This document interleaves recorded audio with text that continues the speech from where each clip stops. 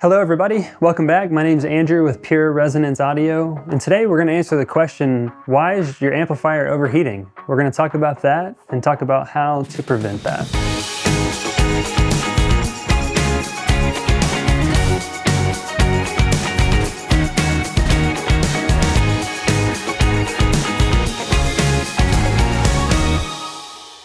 Let's do a little bit of overview and signs of overheating. You might notice that there's a protection light on. There's also the possibility that your amp keeps shutting down randomly. The audio could be cutting out frequently or infrequently. You also may notice that if you're near the amp or if you put your hand on the back of it, that there's some excess of heat. Those are all signs that your amplifier could potentially be overheating, which could cause problems down the road. So let's talk about different causes of overheating and the fixes that we recommend to make sure that's not happening. So cause number one is poor ventilation. So oftentimes an amplifier like this that's rack mountable is going to be in a rack. If there's not proper airflow in the rack, that could cause problems. If that rack doesn't have vents or the vents are blocked, it could be keeping airflow from going through your equipment and making sure that things aren't overheated. Oftentimes what we see is amps are stacked really tightly. So you might have a rack that's capable of housing 8 to 10 or more rack units, and everything is just jam-packed in there. That could be a potential cause of contributing to the overheating. So some fixes, make sure that you leave some rack space just so that proper airflow is going through your equipment. Use vent panels when you're able to. Ensure that there's airflow going in and out of that room through your racking so that your equipment is just well ventilated. So a second cause of overheating is incorrect impedance, and let me go into a little bit of details here. With a sound system, you may be running your equipment in 70 volt for a distributed audio system, or you might be running your system in low impedance. 4 to 16 ohm is generally what most amplifiers can handle. If you don't have things wired correctly in a system that's low impedance, that could cause issues. If the load is below the rated ohms of that amplifier, 4 to 16 ohms going back to the typical. So let's say things are wired incorrectly and your load is 2 ohms or less. That could really cause some strain on your equipment, causing that overheating. And so another cause could be that your amplifier setting is in 70 volt and your speakers are in low impedance, or vice versa. Maybe your amplifier's output is set to low impedance, but your speakers are set to 70 volt. That's also going to cause strain, which could lead to overheating. So some fixes for this. Check the impedance rating.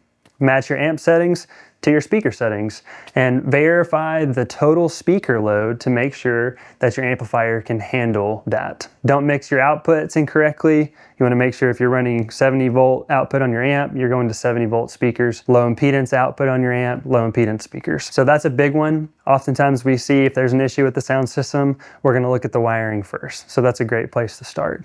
So cause number 3 is clipping. This is an RMA series amp. It's going to have indicators showing if you are clipping. It's going to be blinking at you. So what clipping is when your input signal's too hot. So you have an audio source like a phone, laptop, computer, and you have that input volume turned up really high. You have the master volume turned up really high. The volume on your phone or device itself is really high. So everything is just really high and running really hot. That can cause clipping, which can lead to your amplifier going into a clipping mode and could possibly shut the amplifier down. So make sure that you're paying attention to those indicator lights. They would be flashing. On our unit, that's what it would look like. If you're running things on the max constantly, that's an issue. We want to make sure we have proper gain staging because that can add to that excessive heat coming off the unit. So fixes, I've already kind of pointed on some of these, but make sure you're not jamming that input, turning it really high. Make sure you have proper gain structure. So on a lot of systems, you have multiple points of volume control. So that could be on the device itself. So whenever you're turning your phone volume up and down, the input that you're using probably has a gain structure, some type of attenuator. And then you have a master volume typically. So you have a lot of points of volume control. It's important to get those things sorted out so that you're running the system the way it's supposed to and you're not causing clipping, which could lead to that excessive heat. Let's go into another cause of overheating, which is electrical issues. This one is not as common, I would say, but it is something to consider. If you have unstable power or undersized circuits, if you're using extension cords that are low quality, maybe you got some really cheap ones, or poor grounding. All of these are different things electrically that could be contributing to that excessive heat. So fixes for that, put your amp on a dedicated circuit. Make sure that the circuits can handle the amp load. Use high quality extension cords, don't go cheap on those. Use properly rated power cables. Use a power conditioner when needed, which will help protect your equipment too if there are electrical shortages. Bad weather, lightning can often cause power to go out, so that conditioner will really make sure it's protecting your equipment.